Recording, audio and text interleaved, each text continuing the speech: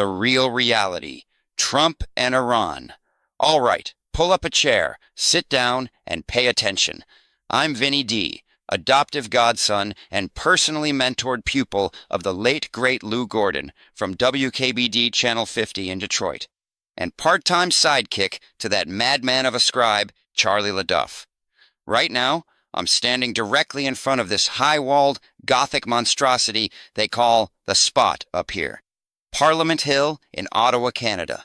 Yep, the place called Canada, just a stone's throw across the river from Detroit, where a bunch of commie true believers, similar in psychological nature to Islamic true believers, are running the show up here in what's now, regardless of how a bunch of Marxist liberal polyspeaks want the world to believe is a democracy, has in the past decade became in reality nothing more than Commie Canada.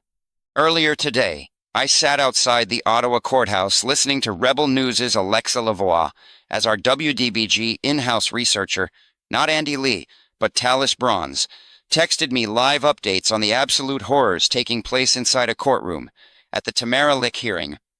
And let me tell you, hearing it unfold made my stomach turn. So I moved my old ass over here to the gates of their little Frankenstein castle clone up here to speak directly to you.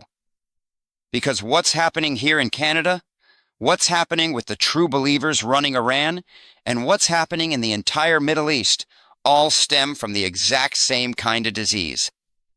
On this show, we don't use cue cards, we don't use teleprompters, and we don't do phony, sugar-coated setups. I'm going to lay out the unfiltered truth about Donald Trump, Iran, even what's going on up here across the U.S. border in Canada, as well as global power, how everyone is fucking up. And I'm going to tell and explain all of that to you in the old-school Detroit way, the way Lou Gordon and my friend Charlie LeDuff taught me to do it. Straight from the block, hard-hitting in the real raw, no filter, and no damn politically correct apologies. What you're about to hear has nothing to do with whether you love Donald Trump or can't stand him, whether you vote red or blue, whether you're American or Canadian. This isn't slogans, internet noise, cable and social media news reruns, or anyone chasing clicks and fame. This is going to be only the pure, unfiltered root truth about human psychology, historical precedent, and how people actually behave when they're all the way in. Yup, human psychology and human nature. The root truth of those two traits hasn't changed much since humankind first appeared on the planet, and at its very root core, that's the real cause of the Iran and Middle East mess, and the reason Trump and every other politician keeps stumbling around it the way they do. Most of us in Western democracies, especially here in North America, are baseline pragmatists. We grew up in a world of commerce, contracts, and legal frameworks, so our leaders almost automatically treat every international crisis like a business negotiation.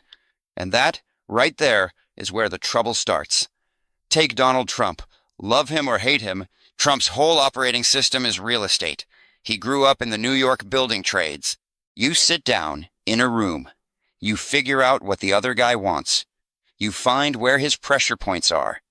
You trade a piece of what you have for a piece of what he has.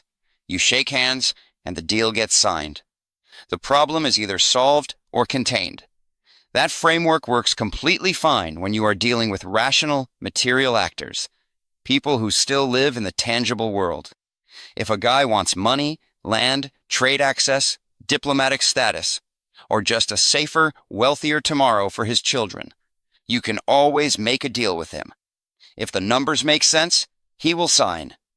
The fundamental error our political class keeps making is assuming that everybody wants to make a deal.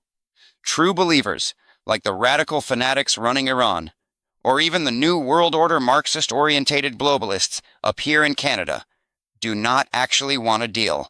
They want to execute what their warped religious and political ideology demands, which for Islamist Iran is the total destruction of Israel, the United States, and the capitalist West by any means necessary, which coincidentally is also many of the same goals of the Canadian Marxist globalists sitting their radical New World Order asses up here in the building I'm now standing at the gates of. A guy named Eric Hoffer spent years studying the fanatic, the specific type of individual who joins a radical mass movement and never turns back.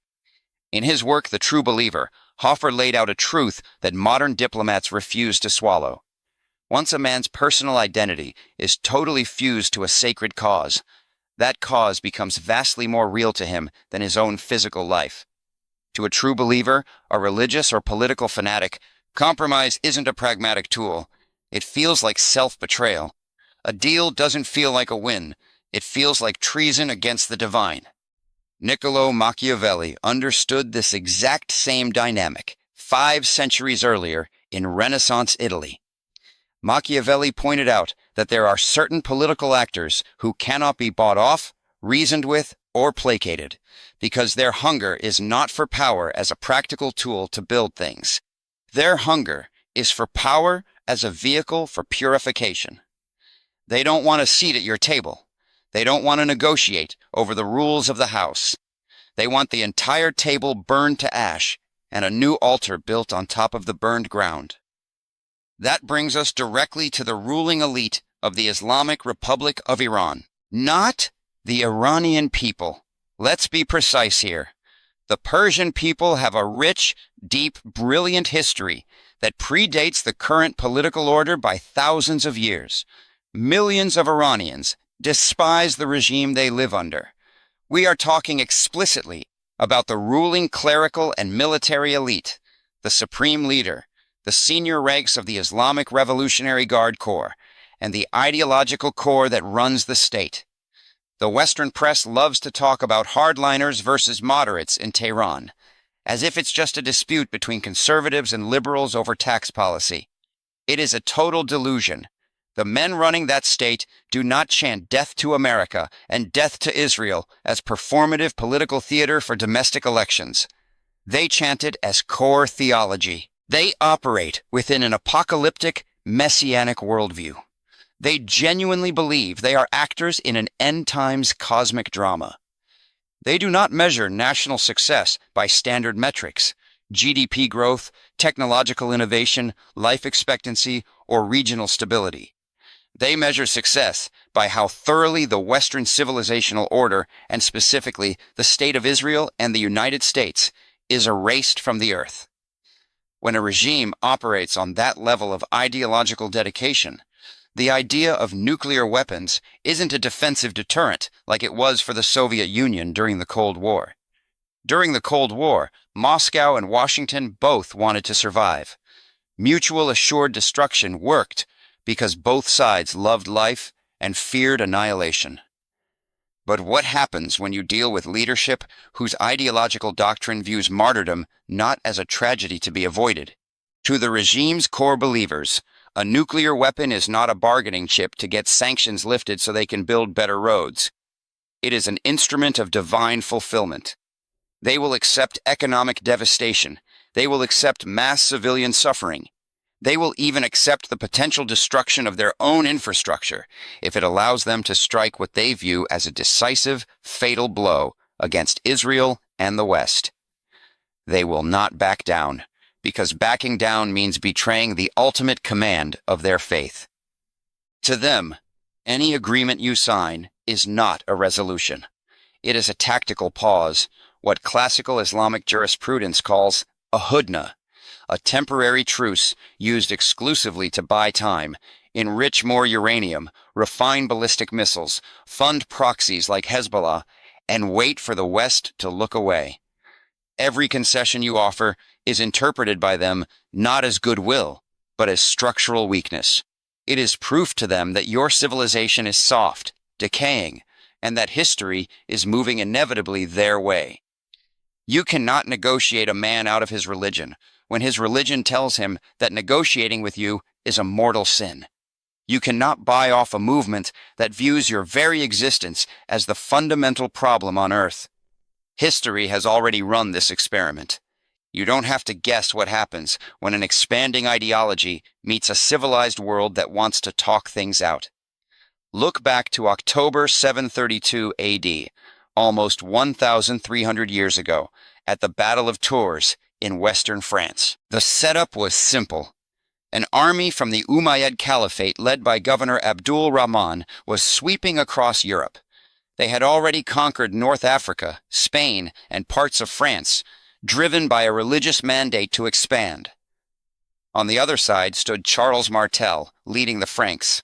Martel understood what modern politicians keep forgetting. You cannot send diplomats with gift baskets to negotiate with an advancing force driven by holy conquest. Buying them off or signing a paper partition doesn't bring peace. It just signals weakness and guarantees they come back stronger next year. So Martel didn't negotiate. He drew up his heavy infantry in a dense wall of shields on a high hill, stood his ground, and met the invasion with raw, uncompromising force. The Frankish shield wall held. The invading commander was killed, and the advance into Western Europe was broken for good. Why does that battle matter today? Because if Martel had tried to treat an ideological invasion like a trade negotiation, Western Europe and the entire free world that eventually grew out of it would have been absorbed and rewritten. He understood that when a movement believes it has a divine right to crush you, the only language it respects is total defeat. Same fundamental human pattern, different century. When you deal with true believers who view your existence as an obstacle to their holy duty, managing the problem doesn't make it go away. It just compounds the interest on the ultimate bill. Look at the 1930s. Look at the Western democracies dealing with Adolf Hitler. In 1936, when Hitler remilitarized the Rhineland, the French military could have stepped across the border and crushed the German force in 48 hours. German generals later admitted that if France had marched, they would have had to retreat with their tails between their legs, and the Nazi regime likely would have collapsed from within. But France and Britain didn't want to fight. They wanted peace. They wanted to negotiate. They wanted to be reasonable. In 1938, at Munich, Neville Chamberlain sat down with Hitler, traded away the Sudetenland, signed a piece of paper, came home, waved it at the cameras, and declared peace for our time. Chamberlain wasn't a bad man. He was a civil, rational man who had seen the horrors of World War I and desperately believed that everyone in the room wanted to avoid another slaughter. He evaluated Hitler using his own civilized standards. Every single year the democracies waited. Every international conference that produced another meaningless joint declaration. The price of stopping the true believer went up exponentially. By the time the democracies were finally forced to face reality in September 1939, the bill was no longer a swift military check in the Rhineland. The bill was tens of millions of dead human beings, flattened cities across an entire continent, industrial genocide, and 6 years of global destruction. The decision to delay a hard fight is never a decision for peace. It is simply a decision to pay a vastly higher price in blood later. That isn't bloodlust. That is cold, unyielding arithmetic written across thousands of years of human history. We suffer in the modern West from a deep intellectual weakness called mirror imaging. We look at leaders in foreign capitals, whether it's Moscow, Beijing, or Tehran, and we unconsciously assume that deep down, under the cultural differences, they think just like we do. We assume they want comfort, economic growth, stable supply chains, and good international press. We cannot process the reality that some men do not care about any of that. The leadership of the Iranian regime does not care if their currency loses half its value tomorrow, so long as the centrifuges keep spinning in Natanz and Fordow. They do not care if their people live under crushing international sanctions, so long as the ballistic missile program advances and their proxy network wraps tighter around the neck of Israel and America's regional allies. They are operating on a completely different timeline. When you tell a true believer who is armed with ballistic missiles and working toward nuclear weapons that you want to de-escalate, he doesn't hear a gesture of peace. He hears fear. He hears a decadent, tired civilization that lacks the stomach to defend its own values. And every time you pull back, he steps forward. Yes, ending this conflict, confronting the Iranian regime directly, and dismantling its nuclear and proxy capability once and for all, would come at a real, severe cost. It could mean American blood. It would mean young men and women put in harm's way who never asked for this fight. It would mean economic disruption, regional chaos, and terrifying days. That is an immensely heavy sentence to say out loud. Nobody with a conscience wants to see young people put into uniform to fight in distant deserts. But pretending that we can dodge that bill by signing another diplomatic document or issuing another round of targeted sanctions is how you guarantee that the ultimate bill will be paid in atomic fire. Imagine a scenario 10 years from now where an apocalyptic regime in Tehran possesses 30 operational nuclear warheads mounted on intercontinental ballistic missiles, alongside a network of non-state proxy groups capable of dirty bomb detonations in Western cities. What does your leverage look like then? What does your de-escalation strategy look like when the gun is held directly against the head of global civilization? True believers only leave the historical stage when they are broken, not managed, not contained, not placated with partial sanctions relief, not quieted with diplomatic summits. They have to be shown in undeniable physical terms that their cause is not backed by divine intervention, that their strategy leads to absolute defeat, and that the civilization they seek to destroy has the iron will to crush them first. Everything short of breaking them is just us buying temporary quiet while they accumulate the weapons necessary to finish what they started. That is the stark choice in front of the Western world today. We can keep acting like businessmen in a room full of religious zealots. We can keep treating an end times ideological movement like a real estate negotiation, hoping that one more treaty or one more economic carrot will finally make them act like modern secular democrats. And we can watch this threat grow teeth until it is strong enough to rip our world apart. Or we can finally accept what Erich Hoffer, Niccolo Machiavelli, Charles Martel at the Battle of Tours, and the catastrophic blunders of the 1930s already tried to teach us. Some fires cannot be bargained with. Some fires don't go out until you put them out completely. And same as in the 1930s, and in the words of Winston Churchill, you cannot appease a voracious crocodile set on devouring you. 1, 2, 3, 4, 5, 7, 6, 8, 9, 10, 9, 8, 7, 6, 5, 4, 3, 2, 1, 0. These are the stakes to make a world in which all of God's children can live, or to go into the dark.